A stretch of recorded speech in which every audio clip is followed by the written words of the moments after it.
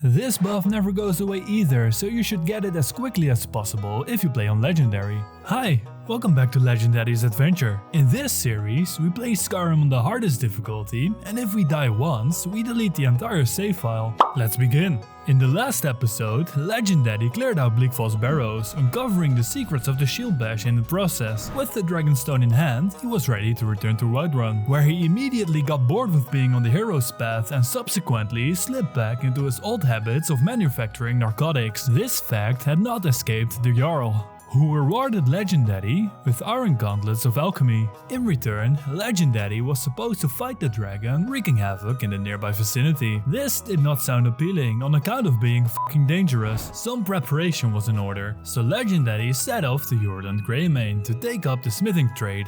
And despite being analphabetic, he did gain a level from reading a skill book. Feeling as though there was nothing left to learn about smithing, Legendaddy traveled to Riften. He wanted to help out at the Temple of Mara because it felt like the right thing to do, and not for the magic resistance buff he had read about on the wiki. How could he? He was illiterate. Tasked with traveling to Ivarstead, he stopped by the stables first. In fact, I bet I got the strongest arms in all of Skyrim.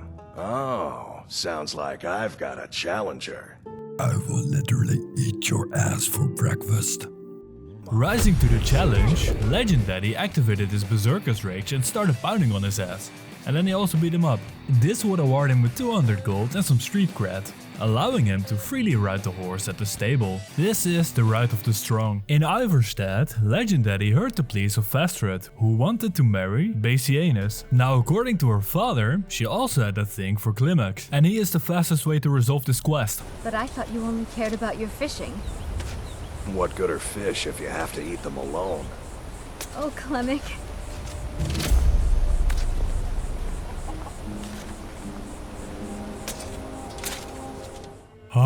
Back in Riften, Legendaddy was punished by being sent to Markarth.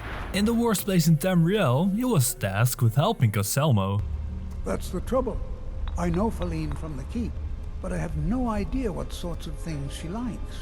You should talk to her about the close grip bench press. So, Legendaddy sets off to the local bard to procure a poem for Caselmo. As for what she might like... Close grip bench press. I fucking knew it. With the poem in hand, Legendaddy was ready to give it to Feline. This is lovely. It's a win-win. She reciprocates and we don't have to stay in Markarth. I love you. So I hear. Come here, you. Our final task is reuniting long-dead lovers because that's within the realm of possibilities. So Legendaddy once again strategically procures a horse, using it to travel to Ricola's ghost, where she states that the body of her husband is somewhere among the fallen. Even though there's no one here, Legendaddy sets out anyway, where he immediately comes across a saber cat, opting to run in the opposite direction, where he immediately comes across a bandit. Luckily, this threat is quite manageable. After skillfully dodging some wolves, Legendaddy finally finds the ghost of Fenric. I am so confused. What's happening? It doesn't matter. I'm here. We're together now. And we will be forever. What the f is this questline? Now, completion of this quest awards you with a permanent 15% increase in magic resistance. This buff never goes away either, so you should get it as quickly as possible if you play on Legendary. Now, to spruce up this series, I will be taking suggestions from comments to increase the challenge. This video's limitation is that the only damaging poison I can use is Frostbite Venom. So Legendaddy, being a man of great efficiency, sets off to the alchemist in Riften, who gives him a quest to go to Shore Stone. While having access to copious amounts of methamphetamine, he does some alchemy in the downtime. On horseback, he sets off to Shore Stone, where he immediately makes some friends around the campfire. And then at the end, the jar breaks. Why would you tell me this? Back to business, Legendaddy gives the stone to the foreman, who is serendipitously named Filmjar. As the conversation between the two progresses, it becomes clear that the mine he works in is infested with frostbite spiders, which is quite suitable for our current situation. So Legendaddy, lacking the cognitive merit to make an accurate risk analysis, fearlessly charges into the spider-infested mines. getting some sweet archery levels in as well. But he hadn't forgotten about the dragon infesting Whiterun, so every time a spider died, he would put their life essence into these cute little perfume bottles, which he could later use as poison for his arrows. After a while, the mines were cleared of any danger and the local populace could return to their daily labor. Legendaddy replenished his arrow count and then he made the trek back to Riften, sharing the good news of the completed task with the alchemist, and he was rewarded with pharmaceuticals. Hoping to deepen his understanding of plants, he ate them all. The subsequent bad trip made him realize the error of his way in life and he promptly set out to join the honorable companions in Whiterun. It should be stated that his actions were not just guided by benevolence, but also a sweet elven bow that you can just grab from a display case. Nice! Before continuing on the path, it made sense to officially join the companions, though we'll leave that questline for another time. In the meanwhile, Legendaddy set off to the Windhelm region.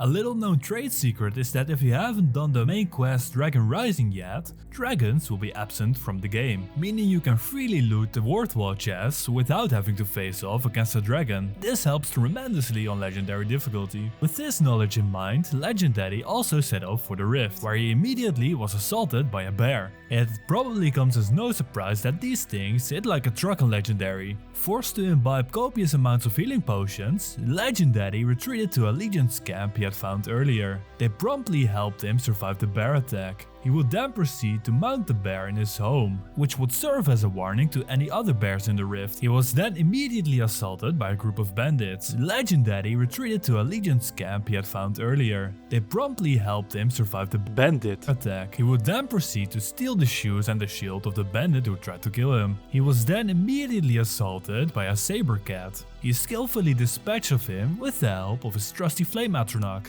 All of these combat encounters led Legendaddy to one sound conclusion: the rift fucking sucks. But Legendaddy wasn't about to let himself be deterred by anyone, and he made short work of the bandits blocking his way. I hope you made your beat. What the fuck? Continuing onwards, he made his way to the Dragon Shrine, where he learned the word marked for death. This got him thinking. In a way, he too was marked for death. If he died, he would cease to be. Caution had to be the name of the game. So anyway, with his frostbite venom and newly acquired gear in hand, he felt ready to fight a motherfucking dragon. Being a tactician, he positioned himself on top of the tower. That way, he could overview the battle while also having a place to retreat if things got too hairy. That's a good thing too, because it got hairy very quickly. Once it was safe, he got back on top of the tower, using the high ground and natural cover to safely maximize DPS, which is a tactic he learned from playing Hawkeye in Marvel Rivals. Woohoo! So that was basically the playbook. Legendaddy used his marksmanship expertise to safely whittle down the dragon's life force, using only frostbite venom as additional poisoning. This feat would be heavily undercut with the presence of countless guards who helped defeat the dragon, but it was still nice to get it done. Victorious, Legendaddy lived to fight another day. And in that another day, he found out that he actually was the Dragonborn of Legends, which has some story implications. The fight with the dragon also had made him a better archer. It wouldn't be long or he will become a stealth archer like so many others. Now you have a say in what happens next. Suggest a restriction in the comments and I will gladly see if I can use it in the next video.